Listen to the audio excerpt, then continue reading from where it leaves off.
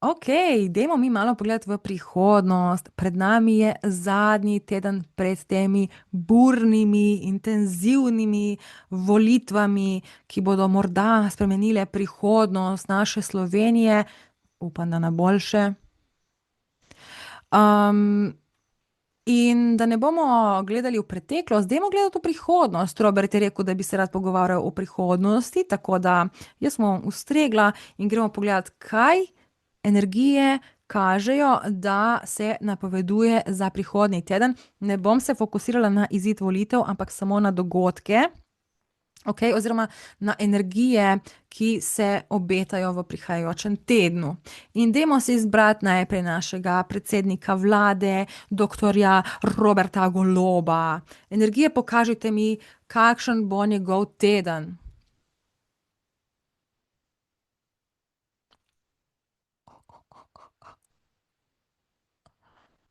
Wow, v njemu čutim ogromno enega dobesedno strahu, pač nek strah, in v grlu ima neko kepo, kot da bi imel neko podgano, s katero se tako malček duši. Zdaj, kaj to pomeni? Bom razložila. Logično ne pravim, da bo Robert požrl podgano, ampak to je metafora za nekaj, ok? Robert Golob ima rad moje prispodobe. Um,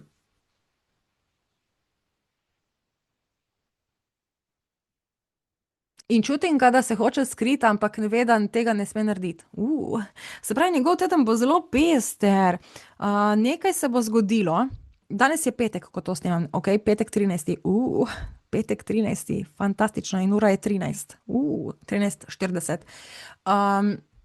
V prihajajočem tednu, očitno med vikendom, se bo že nekaj zgodilo, kar bo Roberta zelo, zelo spravilo v nelagodni položaj. Ok, in čutilo se bo, da bi se on rad umaknil, skril v jamo in se zaprl od javnosti, od vsega dogajanja. Ampak neki, ta kje je pa ta podgana, neko podgano ima v grlu, kar mi kaže, da bo nekaj, kar bo hotel povedati, ampak tega, kar bo hotel povedati, ne bo smel povedati. Sicer, če bi to izbruhnil, da vidimo, kaj se zgodi, če bi izbruhnil. Protesti. Uf. Če izbruhne to podgano, se zgodijo protesti neki. Ja, pa sej so te protesti že s temi, ko bešajo te vse stvari in trupla in to katastrofa. V glavnem, to je tako že više kot viška, kaj se dogaja, ampak in tle bi absolutno se mogli, mislim, jaz bom pustila, ne bom tega sploh omenjala, ker bruh. Uh, ampak ja, tle vidim, da če, ampak ne vem, če bo si Robert upal to izustiti, ker to zgleda scary. Če bi on to izustil, neki povedati, neko podgano ima v grlu, ta podgana, kaj bi bila ta podgana?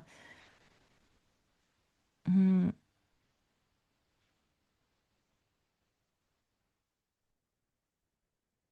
ne vem, ta podgana je nek njegov greh iz preteklosti. Nekaj, kar je zamolčal, nekaj, kar je v bistvu skril. Zgodil se je nek problem v preteklosti, morda je to povezano s Fotopub zadevo, ne vem.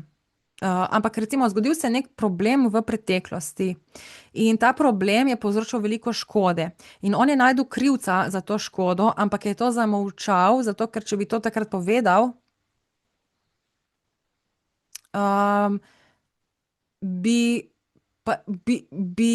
doživel veliko, pač vidim, kako ljudem obrnejo hrbet. Ne? Če bi on takrat pokazal to podgano, gledajte, našel sem podgano, našel sem problem, vidim ogromno njegovih oboževalcev, ki bi samo obrnili hrbet in v bistvu noben ga ne bi pol, pač samo obrnili bi hrbet in šli proč in on bi v bistvu takrat mogel. On je cel mandat njegov držal to podgano v grlu.